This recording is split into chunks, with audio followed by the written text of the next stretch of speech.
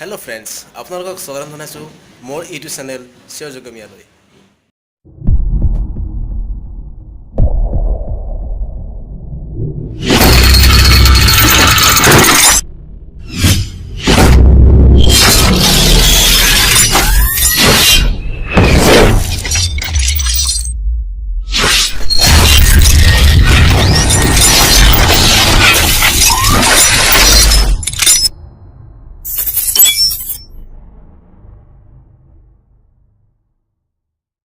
আজি আপোনালোকক দেখুৱাম এডাল 200 বছৰীয়া গছ আৰু এখন বাবাৰ ধাম।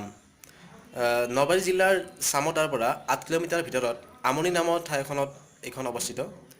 তো বলক আমি একেলগে যাওঁ আৰু একেলগে চাওঁ বলক। এতিয়া আমি গৈ আছোঁ আমাৰ লগৰ ল'ৰাৰ লগত বাইকতে গৈ আছোঁ। ৰাস্তাটো ভালে লাগিছে, অলপ চামতাৰ পৰা ভিতৰত সোমাই আহিব লাগে। ভালে লাগিছে, গৈ আছোঁ। অলপ পিছত গৈ পাম আমি গোটেইকেইটা লগৰ ল'ৰা বহুত এক্সাইটেড হৈ আছোঁ মন্দিৰটো চোৱাৰ কাৰণে। ইয়াৰ যোনটো পৰিৱেশ ইমান মনোৰম, মানে বিৰাট ভাল লাগে। মানে আপোনালোকো আহিব ইয়াতে, চাব ইয়াৰ পৰিৱেশটো। ঠাণ্ডা হয়, বহুত ভাল লাগে চাৰিওপিনে গছ গছনি, ঘৰত পথ ৰাস্তাটো ভাল লাগে। আপোনালোকে আহক ইয়াতে আৰু এবাৰ চাই যাওক ইয়াত মন্দিৰটো।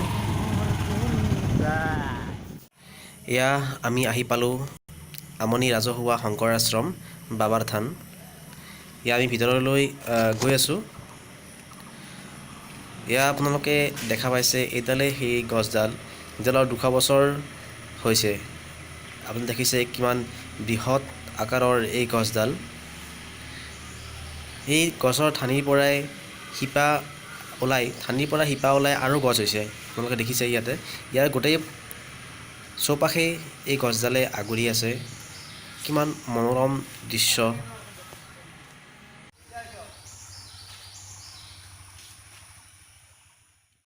আপোনালোকে দেখা পাইছে ইয়াৰ পৰিৱেশটো কিমান চাফ চিকুণ।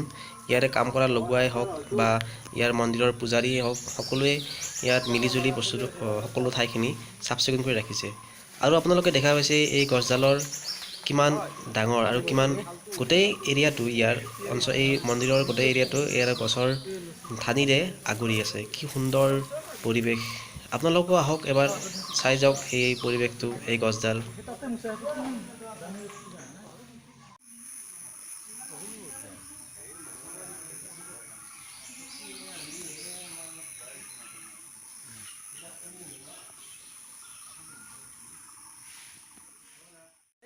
এইটো মেইন মন্দিৰ হয়।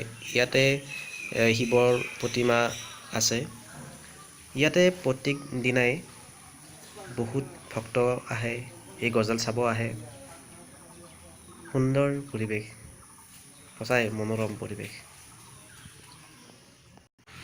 এইটো মেইন মন্দিৰ হয়, কিন্তু ইয়াতে এইটো আপোনালোকে দেখিছে, এই মন্দিৰটো 100 বছৰ পুৰণি মন্দিৰ হয়।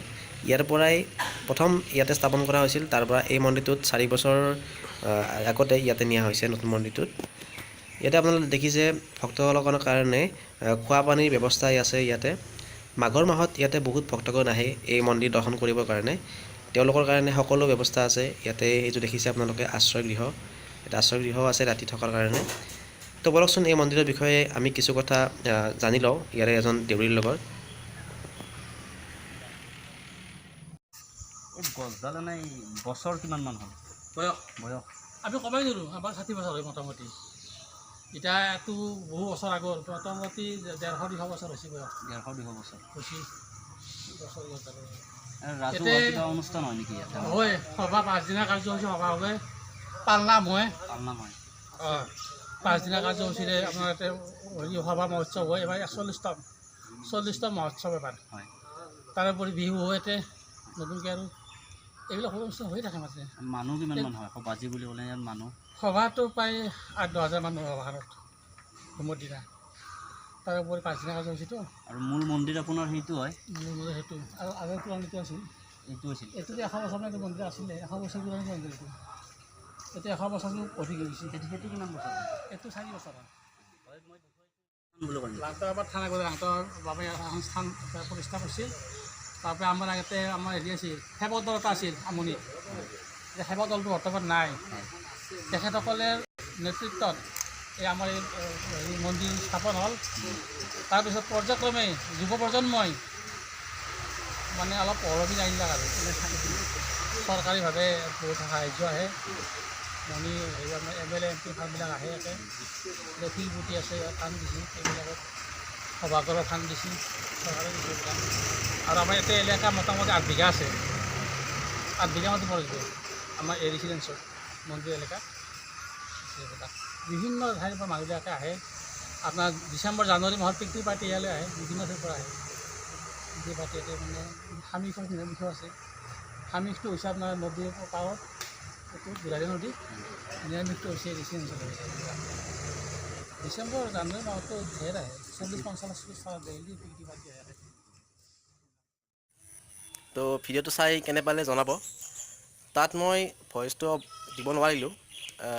যেতিয়া মই এডিট কৰোঁ ভিডিঅ'টো তেতিয়া মই ভইচটো দিলোঁ, ভইচ অভাৰ কৰিলোঁ। তো যিখিনি পাৰোঁ মই দেখুৱাবলৈ চেষ্টা কৰিছোঁ, আৰু যিখিনি মই ক'ব পাৰোঁ সেইখিনি ক'বলৈ চেষ্টা কৰিছোঁ। তাৰ মাজতে ভুল হ'ব পাৰে, কমেণ্টত জনাব।